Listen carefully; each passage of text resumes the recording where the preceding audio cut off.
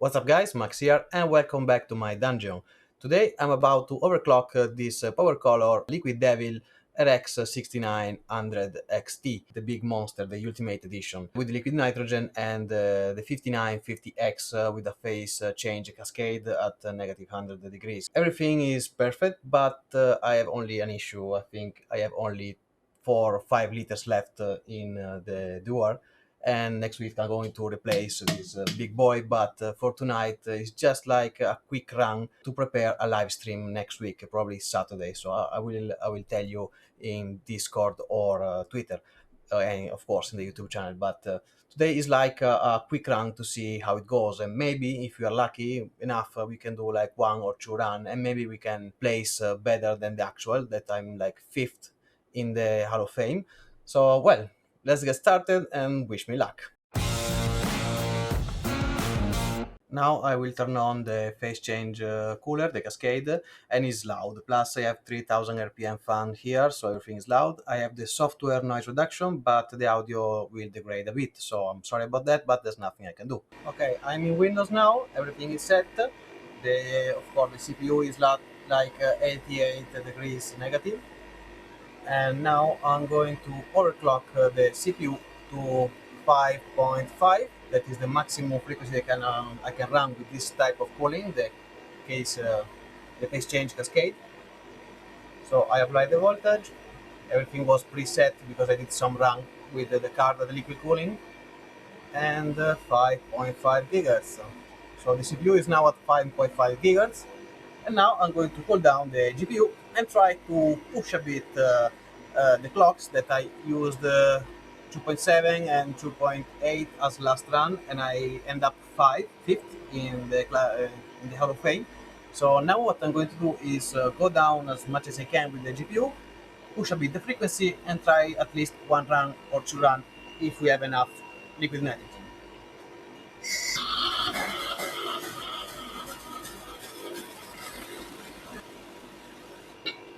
Okay, at least 1 liter, we have 1 liter. So this is the Kingpin Mini. So it's the small GPU cooler. I have also the big one, but this is faster to go down. So for now is the perfect choice.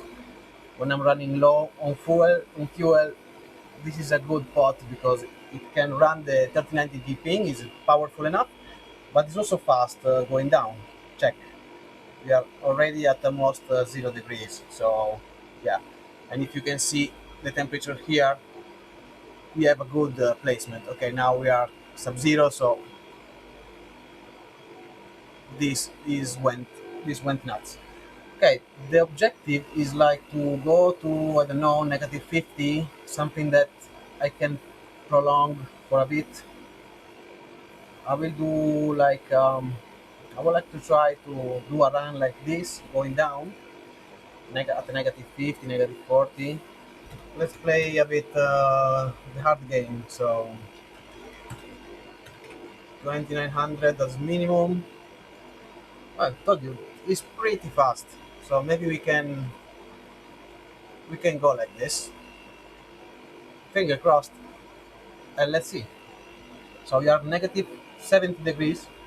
I would like to keep it that way because I think if we go below 100, we might have cold bug or something like this. I'm a bit worried about the VRM, but well, I have a fan here. As you can see, here we have the VRM without the heatsink. So I'm pushing a lot of air here just in case. But you know, with the pots cooling down the GPU and everything, we should be okay. So okay, seems that we should have at least 2.9 gigahertz, and it's pretty awesome. The pot is doing great, but we froze. Okay, maybe for the cold, maybe for the frequency, who knows. First time that I try cold with this board, with this GPU, so I don't know exactly if it's too much cold or too much frequency. So I'm going to go down a bit with the frequency to see if that was an issue. But 100 megahertz more than liquid, I bet is not that. VRM seems fine. They are actually almost frozen. Let's wait to warm up a bit. Let's try again the run.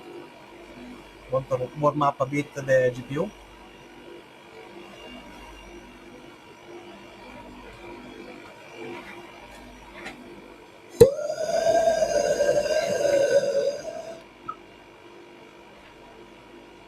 Want to try to stay at negative 50 or 60 because I heard that there's some cold bug.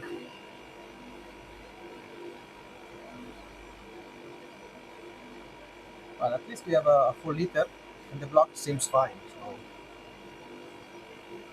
maybe we can do something.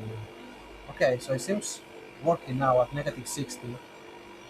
So I want to keep it that way for a bit. Now I start drinking a bit.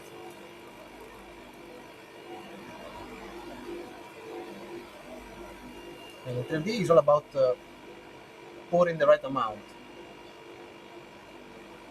knowing the benchmark and keep the temperature as steady as possible. Okay, so well, if you're lucky, we can do it this way at negative 60. Maybe you can do a couple of runs. So it's not so thirsty this board. So it means that it's not so much power hungry as the 3090 ping. 3090 ping is very thirsty, and you really need to be fast and precise with pouring. So I think you have to stay between negative 50 and negative 65, something like this. When I do the live, I will go with liquid nitrogen on the CPU that can reach 5.9 at least. I think it was like 5 gigahertz and 950 or almost 6 gigahertz. I can't remember, but well, it's a top tier CPU, so I'm competitive with the CPU. With the GPU, let's see, maybe I have to hook up the Elmore ECV2, so it's a controller to control additional parameters in the GPU, and in case I will do that. I'm willing to do all in to try to take the first position, so I will do everything I can. But you know me, if I set a goal, I will do exactly what is needed to do. Now the GPU is pushing, so didn't expect that. Now I think we didn't make it. Yes, we made it, but the score is really bad. Maybe the error that we had before didn't allow us to. Okay, yes. So the driver resetted. So now I have to restart the system and try again. Good thing it seems that I have enough liquid nitrogen for a couple of runs. So at least it's not thirsty, and it's really a good thing. Okay, I'm ready to restart. So this time with a different strategy. So 3 gigahertz at 15 megahertz as maximum and 850. So we have more space between the maximum and the minimum. It's worth a try. So once again, I go to negative 50 and we start the benchmark. Let's see if this time we can make it. At least we take a measure of this card. We understand if we have cold bug or something weird to take in consideration for the live run. So I would like to have a smooth live stream where I just know where to touch and we don't do much troubleshooting because sometimes it's quite annoying. I know that you guys like it, but okay, so I think too cold. So I'm going to try the oil clocks and see if we gain something there. So baby steps. All right, another run. This time I just made 2.7 minimum and 3 gigahertz maximum. So I kept the minimum that was stable at liquid cooling, just raising the maximum. And let's see if it's now a good type of settings. The first time you clock something to discover, and it's quite boring. So usually I go it offline, but since you guys was keen to see this beast in action, I say okay, I record the preliminary test and make it available for you. Okay, we still have issues here. This thing is nasty.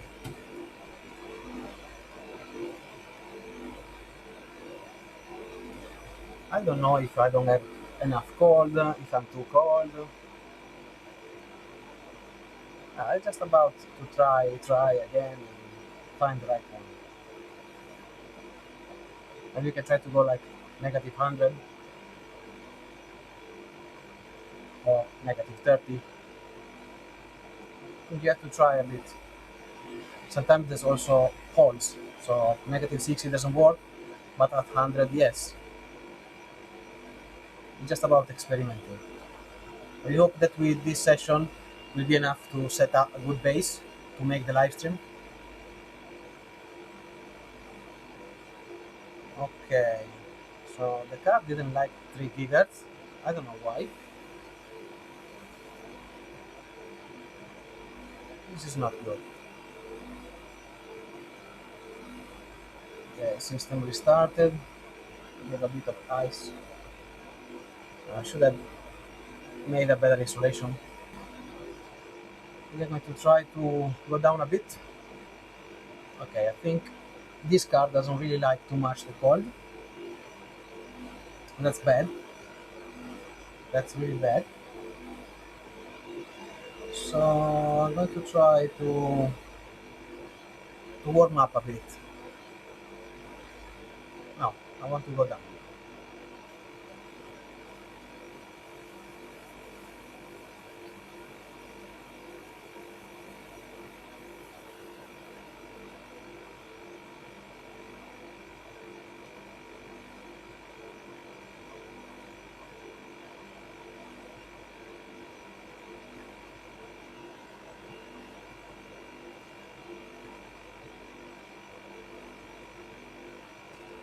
Okay, it seems that at -100 the card just shut down. So you have a big cold back. So I want to try to go down slowly. I will raise the temperature to -30 and take it from there.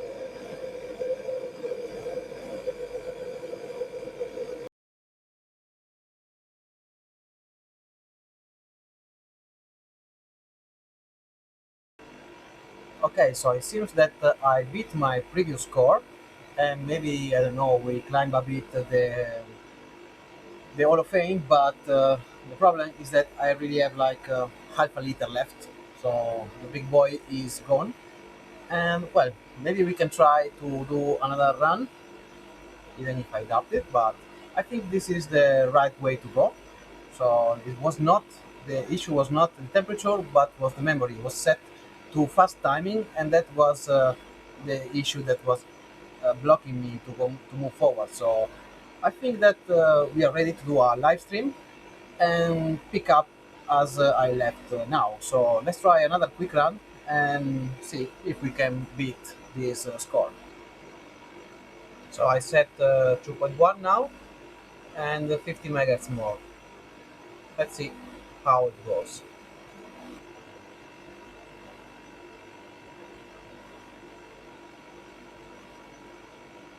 Okay, maybe the memory wasn't right to push for 2.1, so I can try this and this baby steps, but well, I have nothing left, so probably this will be my last one.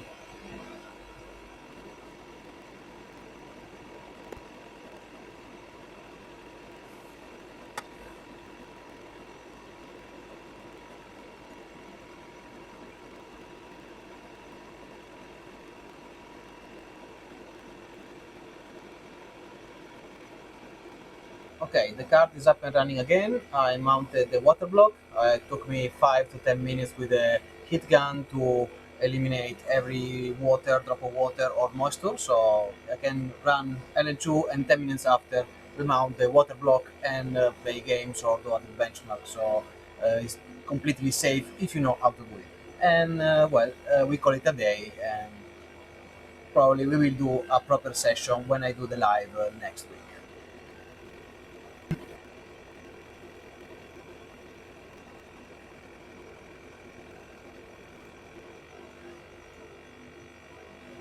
Alright, so my only expectation for this run was to learn the behavior of the card with extreme cold. And we learned quite a few things. It seems that the memory doesn't really like the cold. One important thing to know, because in case I have to use a socket heater, more insulation around the memory and stuff like that. Then another very, very important thing is that the CPU shut down below negative 100. So if I go below negative 100, well, game over. And that is very important because instead I can use the cascade phase change on the GPU that is running at negative 95. So we have a bit of margin, but still we can reach the maximum temperature the GPU allows us to run and is very, very stable. So if I want 96, I have 96 and stay at 96 for all the run. And this is very important to keep a constant temperature with the GPUs. So I think that yes, I can run the GPU with the cascade phase change, this thing here, and keep the temperature steady at negative 95 and use LN2 on the GPU, on the CPU that I can run at almost 6 gigahertz and be very competitive. So with this setup, I can go, let's say, at the maximum I can with the CPU and the GPU. And it should be pretty easy because the CPU can do full pot. So I just fill the pot and I keep running the benchmark because the cascade phase change will take care of the GPU. So this is a very nice setup, easy and comfortable, especially in a live stream that managing two pot in a live stream is not so easy. So for the live stream, I think I will do a proper mount and we will use that setup. And then I learn another important thing that is not to do rookie mistake because if you can see here the placement in this area here, that is called bed mount. So only part of the surface of the die was well covered with the pot. So it means that okay, I was like very cold. So usually, if I don't push the voltage too much, there's no risk. But it means also instability. So sometimes if you crash and you have a position like this, probably because of a bed mount. So probably is that didn't allow us to push the frequency more than I actually do with the liquid cooling. So this is something that I should have prepared before, like do a practice mount. So I usually, I didn't do it this time because I was in rush, but usually I place the mount, I wait a bit that the paste spread and dismount and I check if my mounting method was successful or not, and I didn't do that. So usually you always have to do a mount and dismount to see if the paste is equally around the die area. So this was a rookie mistake, but yes, this was like having fun, learn something because 4 liters you really didn't do anything. But as well I learned that this card is not power hungry.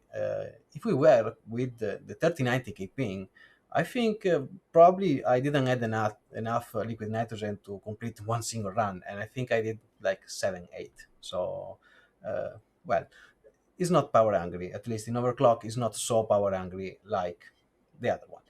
Anyway, I hope that you had fun, you learned something, and yes, I will prepare a very nice setup for a live stream.